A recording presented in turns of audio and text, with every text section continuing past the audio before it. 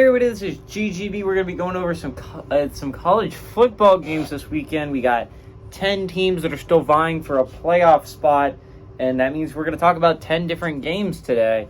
We have a chance to see some teams eliminated. We have a chance to have an interesting last week of college football regular season.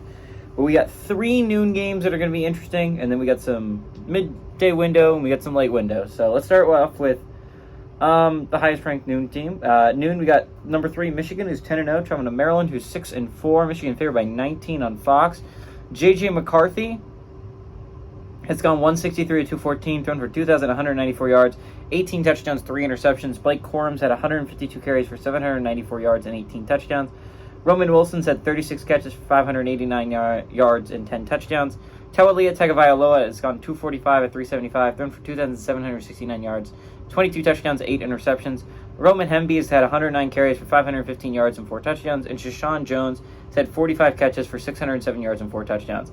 Michigan's 10-1 against Maryland all time. Last 7 games have gone to Michigan from 2015 to 2021. And Maryland has never won at home. They have split. They're 1-1 in one-possession football games. So I think what's interesting here is J.J. McCarthy's Heisman campaign likely came to an end last game. It's not because they didn't win. They still won. They beat a good Penn State team on the road. But he didn't technically have a passing attempt in the second half, and you typically do not win the Heisman when you have a big game and you don't throw the ball at all in the second half. So I'd bet money J.J. McCarthy's likely out of the Heisman race. But big win for Michigan. You go on the road into a hostile Beaver Stadium. A Penn State team that, again, if they win, they have a good shot at a possible Big Ten championship. Like, there was a clear path for Penn State. They had a lot to play for.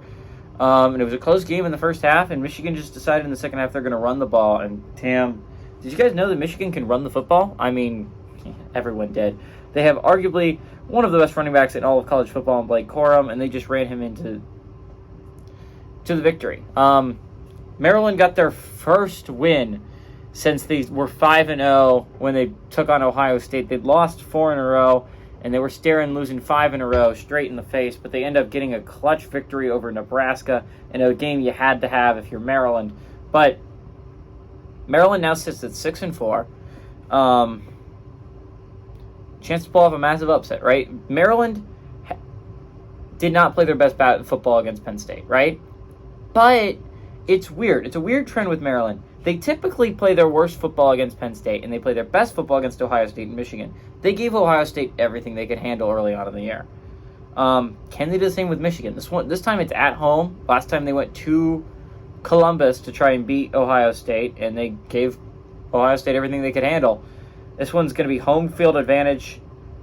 Chance to knock off the number 3 team in the country. Chance, one of the best teams in the country. Chance for not only a hangover for Michigan, but a look ahead, right? Because not only did you get the big win over Penn State, but next week you play Ohio State. And this is just kind of the game sandwiched in the middle. But you can't take Maryland too lightly. This is a very good Maryland team. This is the best quarterback in the Big Ten versus the second best quarterback in the Big Ten. You can decide which one's which.